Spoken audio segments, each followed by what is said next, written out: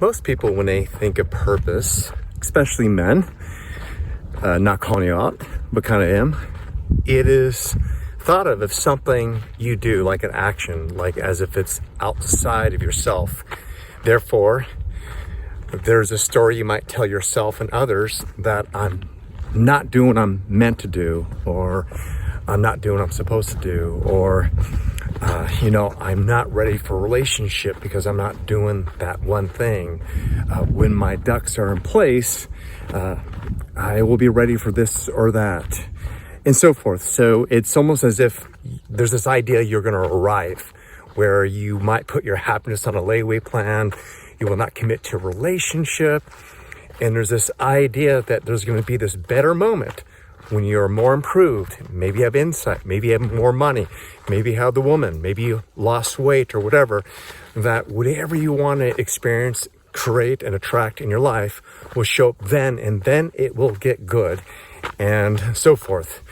Or this idea that your life is not balanced, therefore, because you're not doing, say, volunteer work, helping out others, or where most of us collectively come to some consensus agreement that you're a man of worthiness, you're a philanthropist, you're doing something that's altruistic or whatever, that for the most part, that's not how it goes. That's not how it works.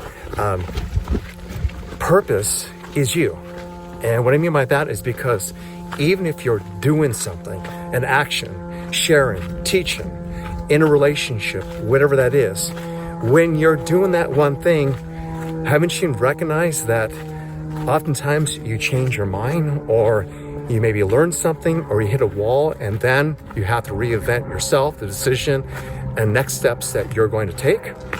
Meaning that your purpose is you.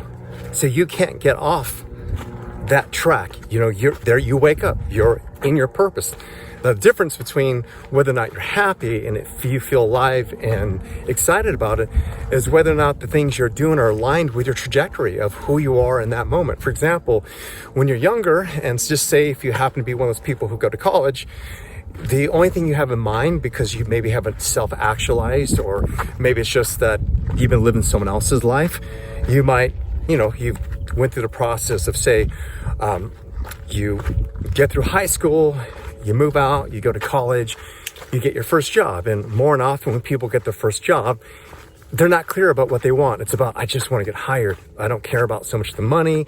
I need experience. And then after you kind of, work in that department, you learn the politics of the company, then you might realize this is not a fit. Maybe I want to become an entrepreneur. Maybe I want to find another career or something. But in a way, you reinvent yourself. But in that process, you're always kind of going back to yourself. Is this working for me? Is this where I want to go? Is this the direction I want to go? Who do I want to be? What do I want to create now? That talking to yourself is your purpose, and that is going to be for the rest of your life.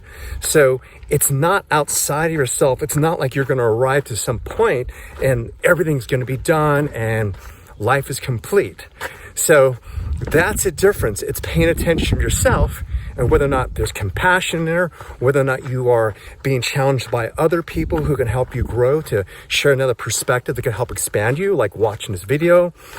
It's whether or not this is really aligned with really where you want to go. For example, it could be where you really want to help people, but you have a buddy who says, hey, I got this great opportunity and it's really all about making money, and it doesn't feel good and nothing works out, and it's just about the money, and when you do this thing, it's not aligned with you. It's not aligned with who you really are, and what you're doing is not bad or good, but you're not being truthful towards yourself. So in just say that experience, it's recalibrating, realizing that wait a minute, this is not who I am.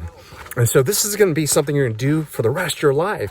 It's paying attention to yourself, your truths, self-actualizing, having people support you, and just reinventing yourself for the rest of your life. Isn't that sound exciting?